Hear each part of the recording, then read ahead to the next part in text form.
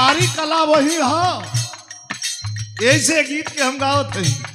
तू तो हंसते हंसते रोवाई के चल गईलू। सोचा सोचा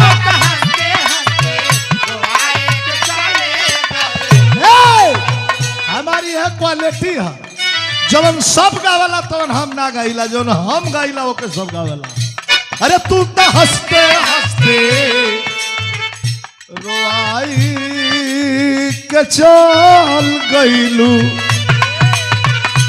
ए जान गिरगिट जैसन, ए जान गिरगिट जैसन रंगवा बदल गईलू।